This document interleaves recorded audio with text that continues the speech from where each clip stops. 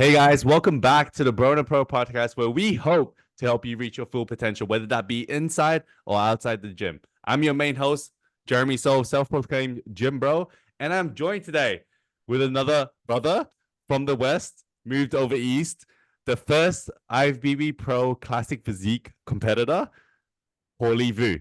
Welcome to the podcast. Thanks, man. It's good to be on. Obviously, the last time I was on, we were in person in Perth, so a Yeah, bit different now on Zoom. I'm over here in Melbourne.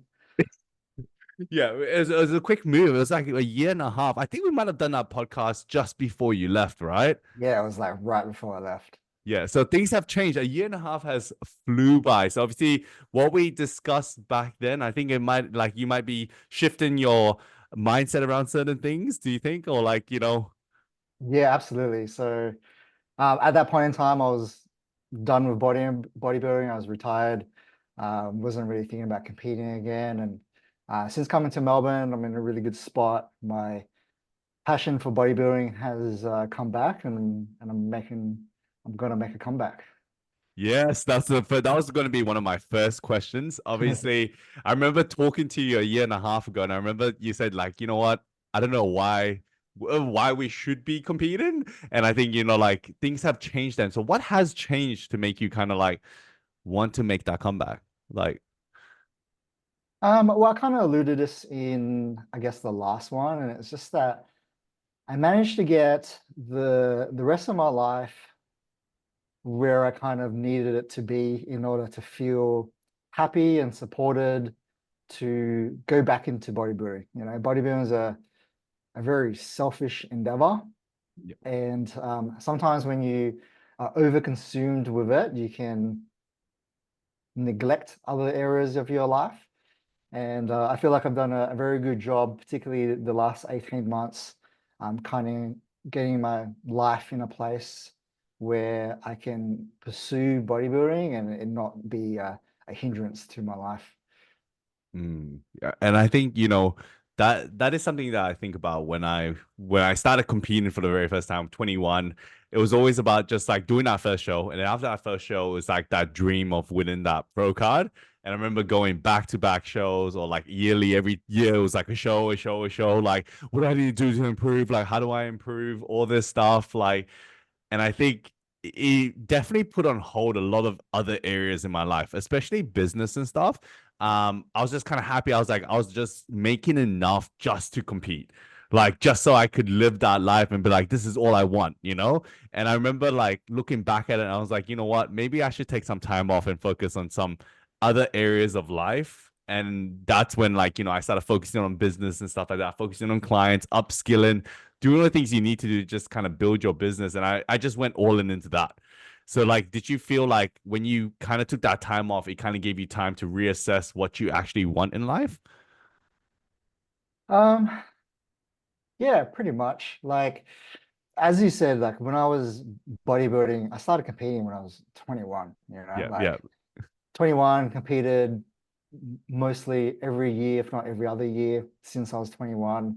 I was consumed with being a bodybuilder, did, whatever it took, so to speak, to get where I needed to get, that um, I wasn't focused on business, didn't really have, you know, a good relationship with uh, partners, ex-partners, Mhm. friends, family, stuff like that. And it all caught up to me. It really did, particularly once like COVID hit, had the lockdown. Um, I kind of just felt like I had spent so long on bodybuilding that all those other areas just wasn't where I wanted it to be. And I needed to kind of escape bodybuilding in order to work on those areas. Mhm. Yeah. And now that I have, like, I feel like I kind of hate using this word because it's kind of bastardized, but I feel a lot more balanced in my life, that with that balance, I can pour myself back into something. Mhm. And balance is such I remember hearing this on the Massive Joe's podcast. I think Joseph Menzel mentioned it, that balance is very easily you can very easily become unbalanced, right? Because it's like a balancing scale. And what he tries to talk about is more so like you need to find harmony in your life. And then when he said that, I was like, wow, that's a good way to put it because balance is up and down.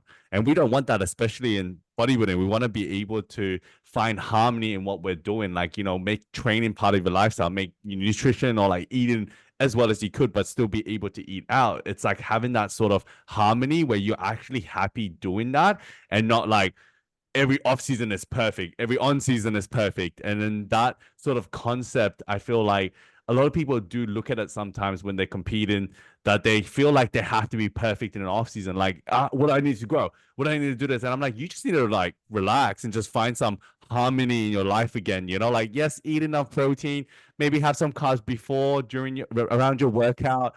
Go and enjoy some meals out. Like, stop being so focused on like this has to be 100%. Like I have to hit everything. If not, I'm gonna be a shit competitor.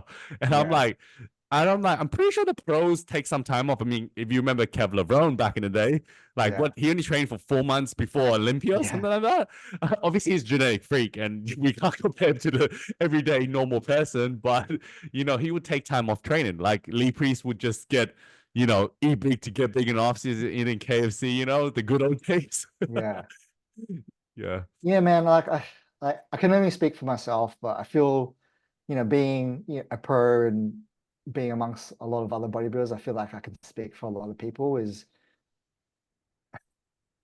like a lot of people are willing to do what it takes, right? Like in terms of like living like a monk, so to speak, like eat, sleep, train, do what it takes.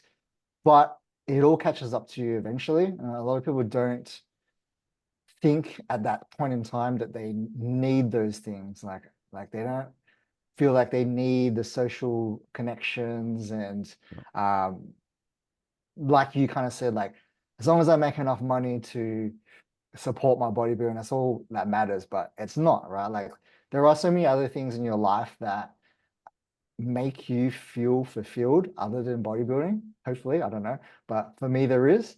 And if I'm not like ticking those other things, doesn't matter how good of a bodybuilder I am. Like I'm still gonna feel empty, right? Like sure, I've got Mm, one thing that's solid, but if everything else is trash, I'm gonna feel empty. I'm not gonna be happy. And if mm, you're not happy and you're not in harmony, like you said, you're not gonna want to continue, right? mm. That's such a good way to put it. I never thought about it that way, but the way you put it was so inspiring because it's like, and something that we've seen in the past, Dorian Yates is a great example how he felt like, I think after his injury, he was just like, what am I now? And I remember, I don't know if it was a podcast, or I saw it as a clip or YouTube. I can't remember where I saw it, but I remember he was questioning whether or not like, what is he now without bodybuilding? Yeah, And then that hit deep. I was just like, shit, that is so true. Like people almost see competing as an outlet sometimes. And sometimes I get worried when people see it as an outlet. Like I know in other areas of their life, they're not doing well, whether that be relationships, social connections, whatever it is. And they're not progressing in other areas that I'm like, I'm a bit worried now. Like you're going all in into this, and this sport is either, as harsh as it sounds, it is very predetermined based on genetics, your ability to manage stress levels, to manage your sleep levels.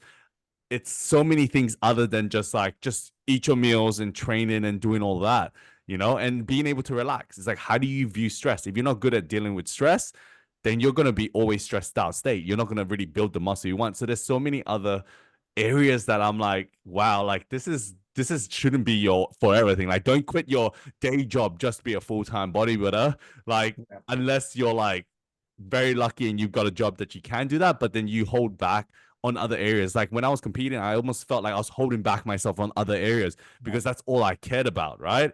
Very just like, this is all I want to do. This is what I gotta do. Gotta get my training, gotta get my nutrition, and gotta sleep well, gotta drink my water, do all these things. And it just becomes overwhelming that when you take a step back, you realize like, what does competing even mean to me now? Like, I mean, now that you've are making that comeback, what does competing mean to you now? That like when you're getting back up on that stage, because now your support network is a lot stronger. You're in a better spot in every area of your life. Like, what is competing to you? I mean, I'm sorry, it's a tough question. You're probably like, oh No, shit, you yeah, dropped no, it's fine. the. Getting me in the fields, that's fine.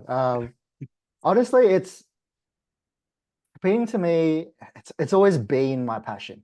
But like you said, I definitely feel like in my earlier days, it was almost like a crux. Like I almost needed it as it kind of defined my identity, like I was Paulie the bodybuilder, that's all I was kind of known for. And if I'm not good at bodybuilding, then who am I? Like, what am I good at? Yep. Right. Whereas right now, like I'm so much more, like I feel like I'm so much more, like I've got my business, I've got my clients, and clients who love me. I've got my partner, I've got my family, they all love me. It's really great that I don't feel like I need to compete to beat anybody. And then I don't like, especially now being removed from it, I don't need to come back. Like this is like for me, and this is for me to prove something to myself and myself only.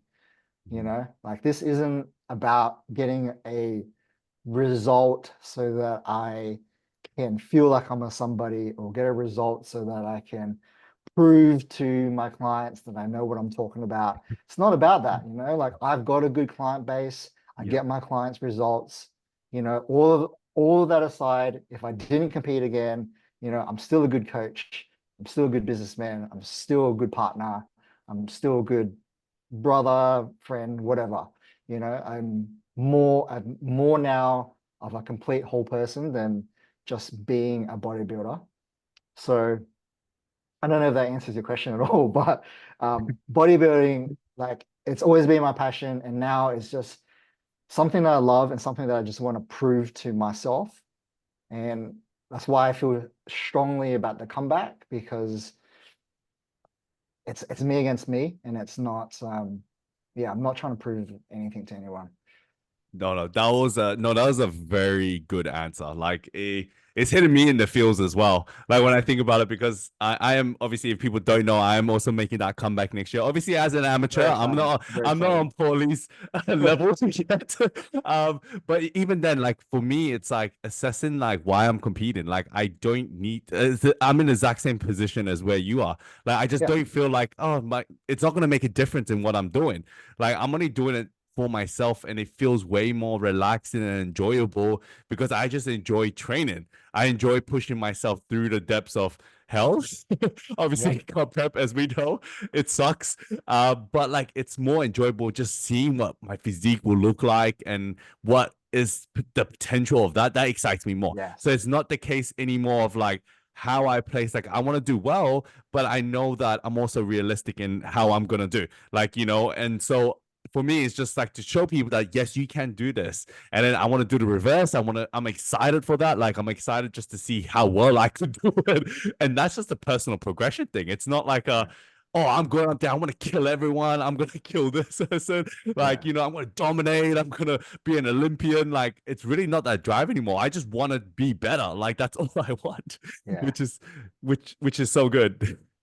Absolutely, man. I think it comes down to like the real reason why we got into like going to the gym in the first Yes, place yes. is just that personal progression, just you and Mm. I, we both kind of like retired early, and there's so much more progress we could have had, so much more potential we could have had.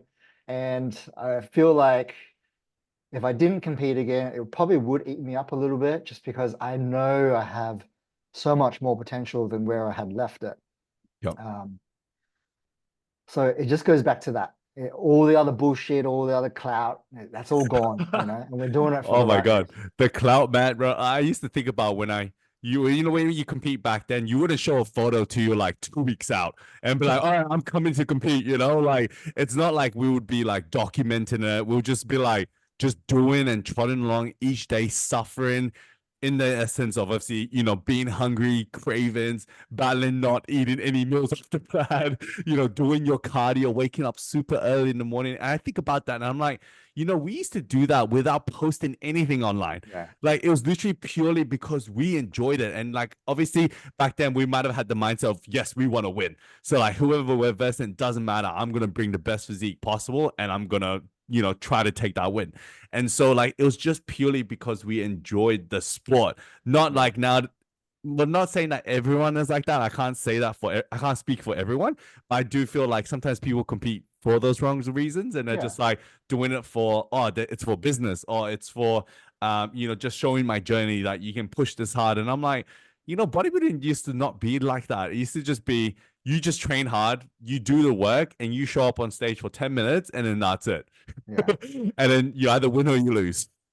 Yeah, absolutely. I mean, there are a lot of people like that, and I'll be honest, like there were a few shows there where that was me, like I always went to that pro card, I got the pro card, and then it was almost like I need to qualify for the Olympia. Like that was the next goal. And I became consumed with that goal, and it really wasn't about me getting better. It wasn't about me enjoying my journey anymore. It was all in on I need to compete and I need to qualify for Olympia. And that's all it became for me. And that was part of the reason it became very unenjoyable for me. No, I get what you're saying. And your trip, I remember we did discuss this in the last podcast, how it was hard traveling over into different countries, doing the show. Um, was super hard, but I think like you've just progressed in so many levels, like up until now. Like, and how was the move? Obviously, we didn't really discuss this, but you moved over east, obviously Melbourne or Perth. Which one's better? Oh, Oh, I'm putting you on the spot here. So I get like a lot of Australian listeners, so don't worry, they're not gonna take it, they're not gonna be hurt by it. well, I can only speak in my opinion, and I definitely enjoy it here in Melbourne more than Perth. Yeah. Which is totally fine. I do feel like it's opening up your horizons, right? It's like being over east. Obviously, everyone knows all my Perth listeners, they know everyone knows everyone in Perth. It's almost like Yeah, that. But in Melbourne, at least you go there, you might not know so many people compared to obviously like when you go niche down and go to the comps, obviously you probably know a lot of people there. But then when you're not outside of that, there's probably like some you mentioned before that there's some amazing people who just enjoy the sport, but they don't even compete, right? yeah. Yeah, I guess like I wouldn't even say I'm like super social here, but my social circle are I guess a lot more people like me, even though they may not be competitors, they enjoy the lifestyle. My partner, like she's not a competitor, but she lives the bodybuilding lifestyle. She meal preps, she eats healthy, she goes to the gym, and there's plenty of other people like that, like here, that are here, and it just makes it so much easier to find that support network.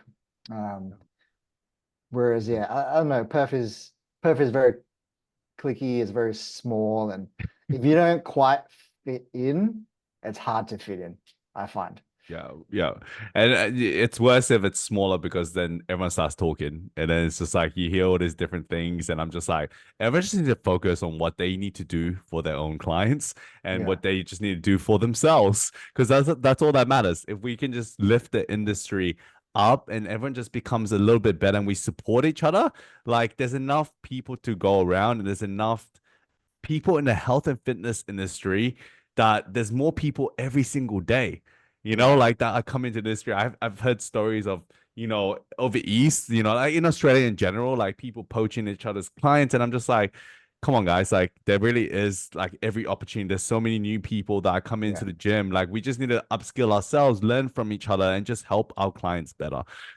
Yeah, I agree. And like, don't get me wrong, it happens everywhere. Mhm. But places like Perth where the population is smaller, that mindset is definitely bigger, where some people feel like there's just not enough to kind of go around. Yeah, but there is. Trust me, there is. Oh yeah, I feel 100%. like 100% there is. Even though Perth is small, there is opportunity everywhere. Yeah. Sweet. So the next question I have for you, obviously we you kind of did touch on it a little bit, but like do you think progress is linear? Absolutely not. Like, if we're talking about like a very general sense, there's always Hmm. going to be times where progress stalls or even regresses because of, name any reason, right? Like, Yeah. whether that's your process needs to be better, you have injuries, Hmm. life comes up, shit happens in life all the time. Yeah. If like I'm making a comeback now, right? After what, 5, 6 years away Yeah. from competing. If you would have asked me in my mid 20s, like where I would be with competing when I'm 33 now, it would be a lot further ahead of where I am, So I regressed for the last 5 years, so it's most definitely not linear. Yeah. There's holes in the game that need to be filled.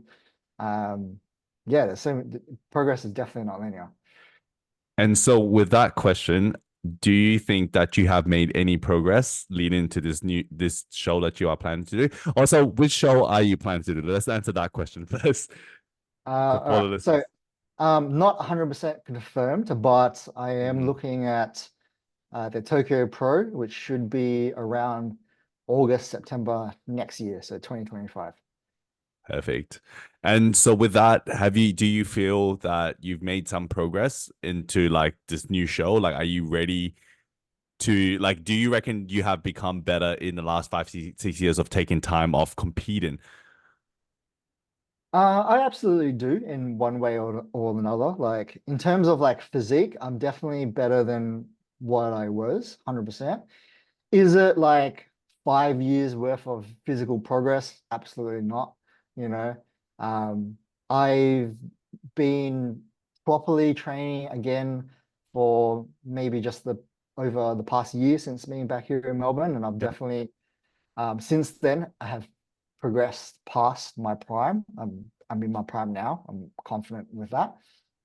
Um, but in saying that, like as we previously mentioned, I'm in a lot better mental space than Mhm. than I was when I was 27. Life's a lot better. I'm a lot more mature. My knowledge is a lot higher. So in other ways, other than my physical progress, I'm definitely better as a bodybuilder. And there's a Yeah. lot more that goes into bodybuilding than just how your physique looks. 100%. No, I love that. That's a very good answer. I think, being able to progress in all other areas of your life. So, like, understanding your knowledge around, like, also competing and like working with clients, you learn more about like competing in itself, like what it feels like, what could happen, what doesn't happen. And I think it's such a big progression that people don't see.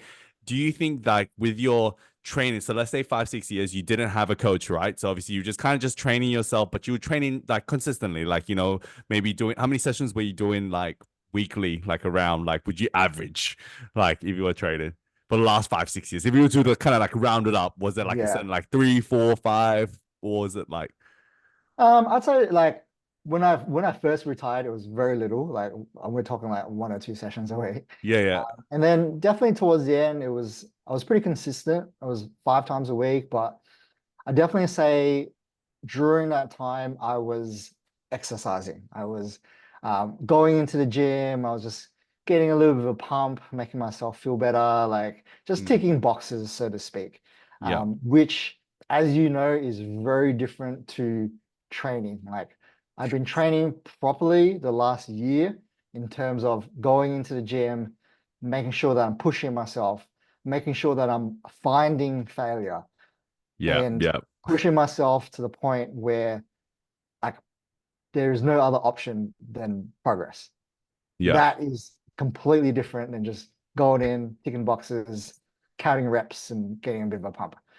That is a that is very interesting because I think that especially with a lot of people, they go into the gym and just tick the boxes. And I always tell them, I'm like, look, it's about how you tick that box, right? Like it's actually like when people tell me that, yeah, I train hard, and I'm like, this isn't hard. Like this is just kind of like me just training hard on my comfortable zone in a way. Like, yes, I go to failure, but like I know I have more in me. Like Yeah. deep down, I know what it feels like to be like, okay, I'm gonna track this data. I'm actually gonna train. Like then I'm hitting numbers, then I'm actually like really pushing, tracking that, and obviously getting enough volume and all of that. I think that's when I know that, okay, now I'm going to be 100%. And obviously, like for this comp, like about 10 months out, I'm like, okay, now we're transitioning over to like, okay, we're getting serious now. Like, 90%, 95, I would say. Still hard for most people because I'm like, whoa, that's heaps of weight. And I'm like, that's still like 90, 95%. I don't feel 100% yet. Like, I haven't gone Yeah. all in yet. It's And it's, relative. yeah, it's relative. And then I think that's why people just need to learn how to tick boxes a little bit better, but actually tick it properly. But do you think there's some sort of mindset that hack that we could use to improve someone's training if you were to put it? Um, I guess it's like education to like how hard they need to be training, right? Like in the training circles, we know that when we're close to muscular failure, that we will get a involuntary slowing of rep speed. So no Yeah, matter how hard you are pushing, your rep will slow down just because your muscle fibers are extremely fatigued.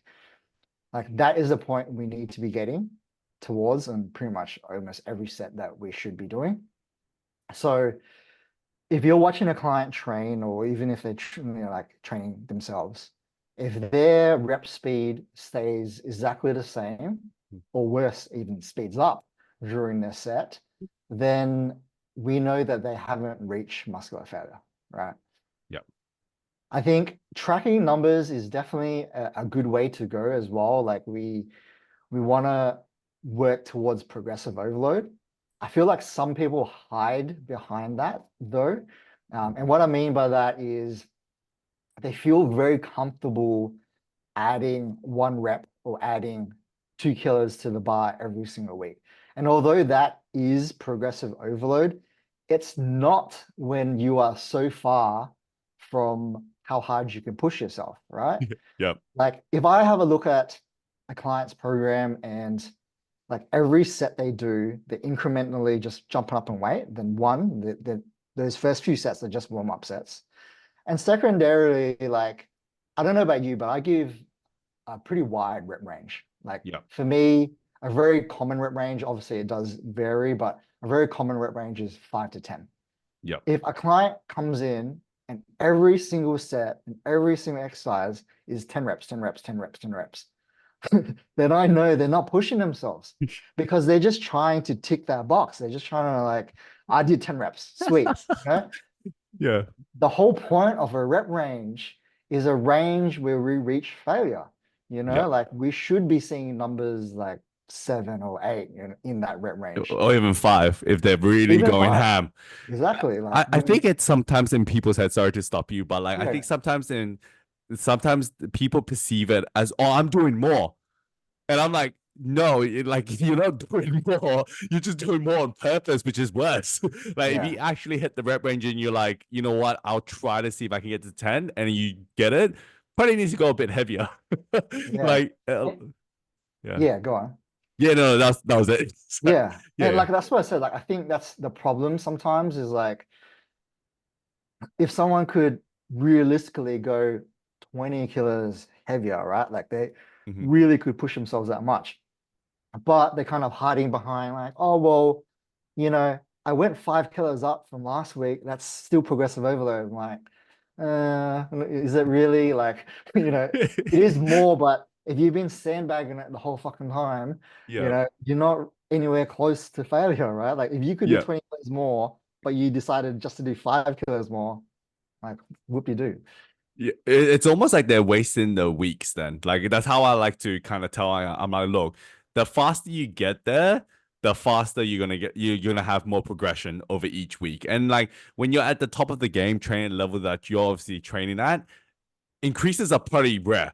Like you to be able to do one extra rep or even Exactly. an extra few extra kilos, like 1.5 kilos, would be super, super hard. Like it's not like a case of we're gonna be like progressing 10 kilos a week on my bench press because I'm like, that's virtually impossible. I'll stay at the same weight for like freaking 3 months and I won't have any changes because I'll be like, this is way too hard. Like Yeah. I'm already at the limit, right? Yeah. And yeah, like I said, if you add 1 rep or 2 kilos, when you're already at your limit, great, that's progressive overload. But if you're nowhere near your limit, like you're not progressively getting that much better, are you? Yeah, it's a very interesting topic because I think it's a very common thing that people always look at, other areas when I'm like, you just actually need to improve your stimulus. You do realize building muscle is inside the gym. So if people just got better at training, they would see a ton of progress. It's not the nutrition protocol. Like I feel like nutrition is as simple as just eat enough protein, spread it out, eat some carbs around your training, and voila, Yeah, and then eat maybe maintenance on the side surplus. That's it. There's no real specialty to it. And it's like really comes down to the stimulus because I'm like, you don't grow if you don't get that stimulus. exactly. Man, a really common saying that I hate is it's 70% nutrition and 30% training. Oh, yeah. Fucking hate that so much. Yeah. Like, I can understand if it's a general weight loss thing, maybe that has some merit. But obviously, if you're listening to this podcast, you want some fucking muscle. And if you want muscle, you need that training stimulus, right? Mhm. Because the thing is, like, you could eat really well. Like, you could be in a calorie surplus, Yep. eating all your protein, eating all your, clean carbs, whatever. But if you train like a pussy, then you don't have that training stimulus in order to grow muscle tissue. Therefore, you are more or less an overweight, healthy person. You're not building any actual muscle. Yeah. That makes sense. That was very good. You said it so well that I'm just like, yeah, I have to agree 100%. I think, yeah, you train like a pussy. And people just need to be, I think the power of self-assessment and be honest with themselves. Like they have to actually be realistic. Like if you aren't progressing, it's not the nutrition, it's not the special training program that you're getting. It's not the It's drugs. it's not the drugs, they're not the PEDs. It's purely you're just training like a bitch and you're not progressing and trying to improve that, like improve movement pattern, improve stability, improve your mind muscle connection or hidden range of motion. You're not really improving because I feel like every time I go into the gym, I'm always focused on so many areas that I don't hear the music in my head. Like, I don't know if you're similar to me. You're probably like, sometimes, people use music to amp them up. And I'm like, I get that. But when I'm actually doing a set, it hurts so much. I can't think of anything else. Like, Yeah. I'm just literally like thinking about, okay, where's my feet planted? Am I doing like the right angle of motion? Am I hitting the mind muscle that I need to be hitting? And then by the end of it, I'm like, oh yeah, the music's playing in the background. Yeah. Like I don't really hear it because I'm like, there's so many things that we need to look at training that if people could just have that self-assessment themselves, they would like build a shit ton of muscle without like any special nutrition, any special training. Because you know how people would jump program to program, trying to find that perfect training split and be like, oh, it's this training program. But the one thing that doesn't change, as you said, is that if you're still training like a pussy, it wouldn't matter what program you do. Yeah. And man, like I've been guilty of it in the past. Like I'm not gonna sit here all high and mighty. Like I've been guilty of it in the past. And sometimes it does take realization, like you said, like whether that's maybe getting like pushed by a good training partner, or if you have a PT, like learning like how far you can push yourself. Because we all know like plenty of people who think they've gone hard enough, but their PT yells at them and they end up getting like 5 extra reps. Like that happens all the time. And sometimes, you may fall into that boat. Like you think you're training hard, but you let your inner demons come out and you end up getting 5 more reps.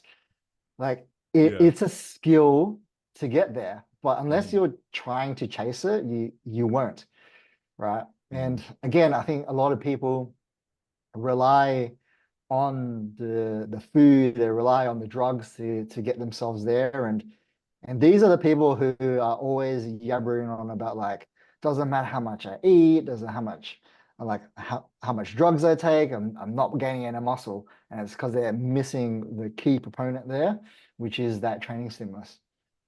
Right. That's so good.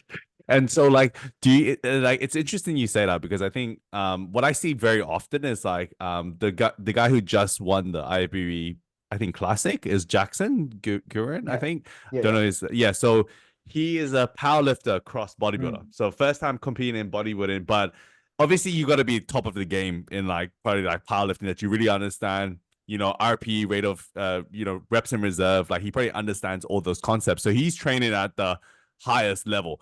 And so his transition into bodybuilding is pretty, I would say, pretty straightforward, right? Like would you agree, or yeah. Yeah, I agree. Like with the powerlifters is they obviously train to a high intensity in terms of like they do 1 RMs.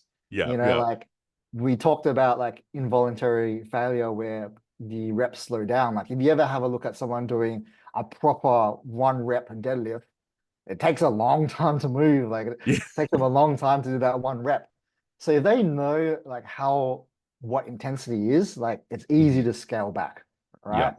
Which, when we talk about like the RP or RR scale, like I I'm a fan of that in some instances, but really only for people that actually train hard. Mhm. For most people, it shouldn't even be looked at because they don't even know what failure is. So how are Mhm. they going to reverse from that, you know? Yeah. I think it's a great self-assessment tool because, like, to not just go in and just tick the boxes. I think sometimes when people do look at it, they'll be like, oh, I have to actually think about this because they've never thought about it. Like, how many reps do you think you could have done? Like, have you actually thought about it? Because I think then if not, they're going to scale it like a RP scaling where it's like, oh, that felt like a 10 out of 10. And I'll be like, Yeah. that was probably like a 5 out of 10. But, all right, that's what you think. It's just like personal progression. I feel like a lot of people can learn a little bit, but at the same time, it doesn't change the fact that they're not going in willing to learn. Then that's where they're gonna have a limited mindset because they're not gonna think that they can improve, and they think it's possibly the training program, the programming that could be wrong. And the one thing that doesn't change, I'm gonna keep bringing it back and keep saying the word, but yeah, they just don't train hard enough, and they're just a pussy. So yeah. Yeah. No, I'm not gonna act all high-mighty like you as well. I do reckon in the past I definitely trained stupid. I've injured myself like heaps of times just because like that's what I did back then. You watch like Ronnie Coleman motivation videos and be like, yeah, I need to go ham. I've learned a lot over the past. Yeah. Yeah. Man, honestly, like now when it comes to like just bodybuilding, like when now compared to my past, like when I was in my mid-20s, that has been the biggest difference. And that's where I've seen the best progress Hmm. is really honing into training execution and how hard I train. Yep. Like I was definitely one of these people who I had to consume, I felt like I needed to consume a lot of food in order to grow muscle tissue. Like we all know these people. Um, at one point, like I think in my mid-20s, I probably got up to like mid-90s, 90 kilos. And I was pushing like 5,000 calories. And I was just like, man, Ah. it's so much I think I food. remember those times because I think you were with Patrick Tour at the time. Yeah. Vitor, yeah, yeah. And I was just like, man, it's so much food. And I don't feel like I'm growing that much. Whereas this past year, since getting back into bodybuilding, Mhm. I have not went above 3,600 calories. Yeah. And like I previously said, I have more muscle than I ever have. And I generally believe that my calories haven't needed to get as high Mhm. and my drugs because of how hard and how well I'm training right now. That is such a big skill to have. I think like yeah, being obviously now there's way more evidence-based research and just being in a slight surplus is all you need. If you're recovering perfectly, if your strength is improving inside the gym and you're sleeping well, your stress levels are managed, like why do you need more calories? Yeah. Well, like let's think about it, right? Like obviously food moves the scale. Yes. Yep. But if you're accruing muscle tissue, that moves the scale, right? Yep. Yep. So if you don't have the training stimulus, which is what grows the tissue, then you're having to eat more just to move the scale. You know what I mean? Yep. And then people think that, oh, I'm putting on muscle. And I'm like, you put it on body fat, and you probably just hold in more water because every carb, 1 gram of carb holds like 4 to 5 grams of water, was it? Something like Yeah, that. 4. Yeah. Yeah, yeah, 4 grams of water. So you're kind of like, well, that's probably just water. Yeah, Yeah. okay. They diet back down, they look exactly the same. That's what you don't want. I think, like, being a coach, I think the most important part is when you have athletes doing different seasons, you want to make sure they look better each season because that shows your true skill. Like, okay, this is what this person is capable of.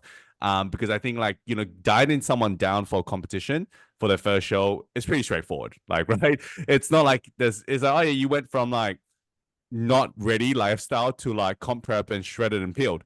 But like what takes true skill, I think it's like trying to improve a client from season to season. Because that's when you put side by sides. And if you can't do that, I think then you like, well, you need to work harder in the off season for your client to make sure that they can improve. Like, what do you look at?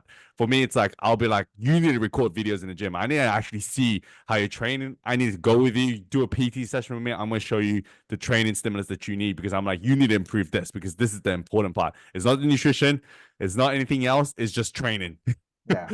Yeah. And of course, like conditioning matters when it comes to competing, Mm. but the essence of bodybuilding is building your body, right? Yeah. So it comes to training. So yeah, you got to train, guys. That's Paul's wise advice. Yeah. And most people think that's like the easiest part. It's like it's easy in terms of like it's probably the most enjoyable, but at the same time, like that's the hardest thing to do. Yeah. 100%. The anxiety, you should have anxiety before your training session. If you Oh don't, yeah. you're probably not training hard enough. Because I Yeah. remember those days. I haven't started yet. I started in 2 3 weeks time, but like I know I'm gonna get anxiety. Like just the thought of like, fuck, I have to do this session. I have to get through this workout. Scares. Like it's Yeah. gonna be painful. Yeah. I gotta It's fucking beat these numbers. I gotta yeah, stack them down. it's stressful as hell. Like shit, did I sleep well? Did I drink enough water? Am I good? Like I'm pretty Yeah. sure I can do this. Sweet. So, do you have any worries when obviously getting back up on stage again? Do you feel like getting back into it is worth the sacrifices of comp prep? What question are we doing? The worries We'll or probably do. Do you have any worries first? Do you have any worries getting back up on stage? the yeah, I do. I think that's natural as a human being. Like I guess going back to why I retired in the first place is like being a little too overconsumed with it, where it starts to affect the other areas of my life. Like that's a Mhm. worry. Um, a worry is, I am now 6 years older. I'm 33. I'm not, 27. Um, the years are limited. Like realistically speaking, of probably getting back into it. I know I probably only have like 3 4 years ahead of me before it's probably shut down again. Um, and of course, the standard has raised a lot since the time that I was active. So it's definitely very normal, I feel, to be worried, but that's just me being a human, and I'll use that pressure Mhm. to raise to that standard. You know, it's kind of scary that I only got a few years left, but at the same time, it means that I have no time to waste. So I'm Mm. going to utilize that the best as I can. And just for the listeners, what are your current stats? So I'm 5 foot nothing. No. Five with nothing. He's about 150 centimeters tall, I think. I'm 5'7", so it's like 169, 170. Yeah, yep. I'm currently only 88 kilos. Okay. Um, but I'll probably end up pushing up to like the mid 90s and then diet down from there. And then what's your weight cap if you know it? Yeah, my weight cap's 87, which Oh. is actually higher than the last time I was competing. Mhm. So the last time I competed, the weight cap for me was 82. So Oh shit.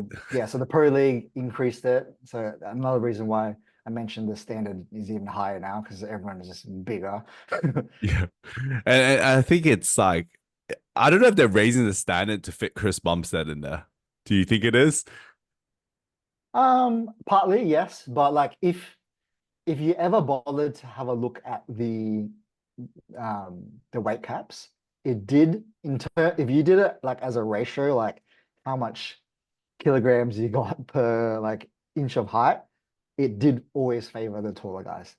Yeah, I did hear about that. So I didn't know about the taller guys having more extra weight compared to the shorter guys. So in that sense, so obviously, what would be your like, what is the goal competing weight that you're looking to compete at? Man, if I can compete like at around mid 80s, I'd be Hmm. very happy with that.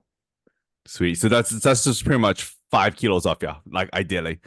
Yeah. So you're still in great condition, guys. I remember when you first, oh no, the few shows when you turned pro, and I remember you had peeled glutes, and back then it wasn't very common for people to have peeled glutes. Now it's like a mandatory thing. Yeah.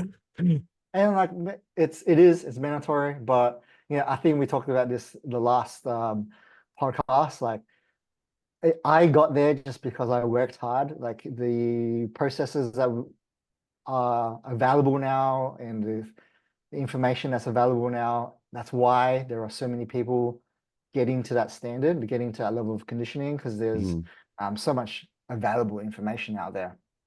And with that, obviously, I absorbed that and I've grown. So I'm really excited to see what kind of condition I can get into next time, doing things a lot smarter than I had done in the past. That's exciting. And you also got a coach this time around as well? Yeah, so I hired Dean McKillop. I've only been with Dean for the last 6 weeks, but Yep. I've known like Dean for a long time. I've been kind of keeping my eye on him for a long time. As you know, I didn't really have a coach for like the second half of my career. I coached myself to win my pro card, to do my pro shows. Yeah. So it's a bit of a leap to hire a coach. And I feel like Dean thinks quite similar to me. And Hmm. based on the last 6 weeks, um, that's confirmed. A lot of the Yeah. stuff that he's doing with me is not a lot different to what I would do with myself, Yeah. which is exactly what I needed. I just needed another pair of eyes, someone who Hmm. just gives me the plan, allows me to do my thing.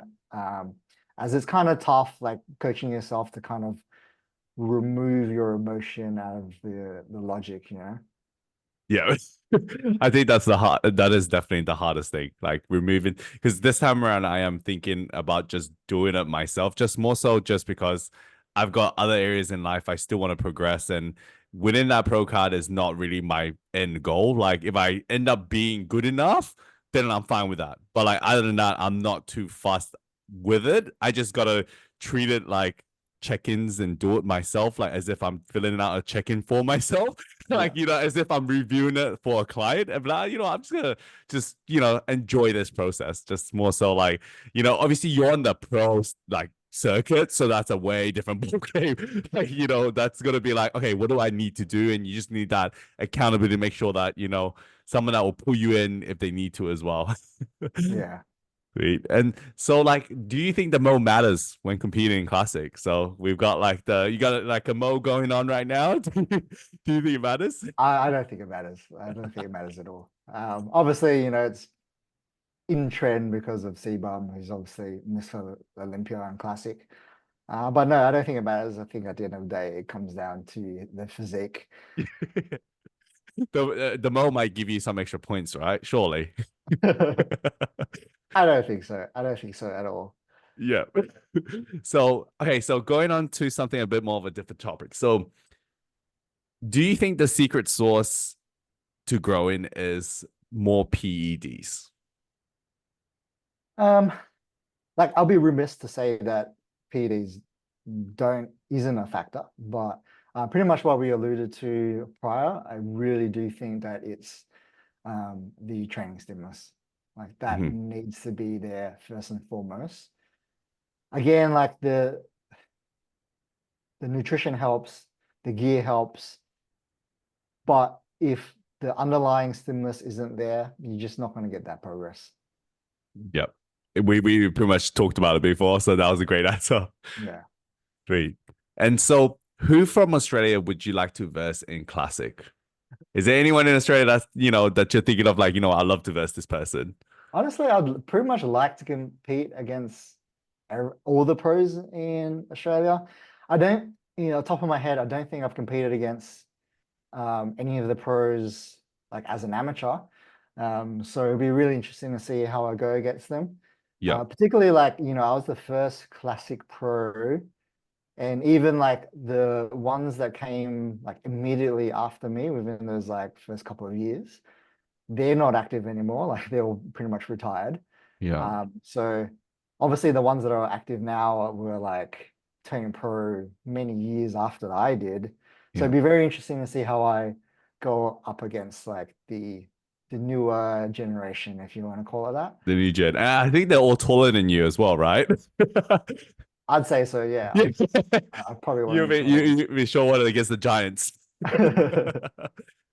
But that's been my whole bodybuilding career, so it's not anything Yeah. different to me. I definitely think like it's kind of good it's going that direction. Like the taller guys are filling out their frames and doing well because I think that was the biggest problem. Like it was like I always try to look at like potentially height as a factor of what division you could do because obviously like doing like 212 as a tall guy it's gonna be hard. Like we know that Yeah. because like you got to be short at 212 pounds if you want to compete against obviously the best. And most of these guys are around the same height and they're like super short because I've saw Derek Lunsford in person in Pittsburgh, and I was like, man, this guy is super short, but like his height was his width of his shoulders. I was like, this guy is freaking massive. Like, I seriously couldn't imagine how Well, big he's he like is. 5'8" or something, 5'7". He must have been, but I swear Yeah. his width of his shoulders was just like I couldn't even. I was just like, this guy is freaking stocky ass, Yeah, which was impressive. Sweet. he's a freak. Yeah, he is a freak. He's definitely like very good physique, like just like structurally, genetically, like he's just got that, yeah, just that shape that just looks impressive. I hope Flex Lewis makes a comeback actually. I don't know if he ever is, but he was supposed to make a comeback in the open bodybuilding, wasn't he? Yeah, I'm pretty sure he retired, and I'm pretty sure he's injured at the moment as well. Oh shit. That Yeah, would have I been don't think good. he'll come back. Yeah, I think he's done then. That's kind of sad. But I mean, he did win seven or eight Olympias, I Seven, think. fifth, seven. Yeah, Seven. Okay. Was it seven or eight? Oh yeah, it might have been seven. Yeah, you might have been right. seven. He Yeah, he I made think he matched the Arnold record, I Arnold. think. Yeah. Yeah, that was it. Yeah. Sweet. Okay, so we're gonna finish off now. So thank you for once again joining me on this podcast. What is your top piece of advice for athletes out there? If you had one piece of advice to give someone that is listening right now. We kind of alluded to this earlier, but I'd say to look after your mind and also look after your heart. I think it's super common for everyone to say, like it's all about your mindset. And if you're focused solely on being a bodybuilder, ticking those boxes, and not focused on your heart, and what I mean by that is doing things that make you feel fulfilled, then it's all going to catch up to you. And if it does, it's not going to make you a good bodybuilder because chances are you're probably not going to last. So Mhm. learn to live a life that allows you to be a bodybuilder, but also makes you fulfilled in other areas so that Yeah. you can be happy, be in harmony, and allow a long road of progression in your journey. Amazing, man. That was one perfect piece of advice. I enjoyed listening to it. It almost inspired me. Thank you so much again, Paul. Where can the listeners find you? You can follow me on Instagram, so it's paulie.v.ifbpro. Perfect. And I'm sure that you're happy to answer any questions that the listeners might have. Absolutely. Yeah. Even if it's about anything you want, you can drop him some PED stuff as well, just for the fun. Yeah. Sweet. Thank you again, Paul. Guys, if you enjoyed this podcast, please share it with your friends and family. And once again, if you do have any questions for us, feel free to shoot us a message. If not, this is Jeremy So, self-proclaimed Jim Bro, signing out. See you guys in the next podcast. So you Thank guys. you.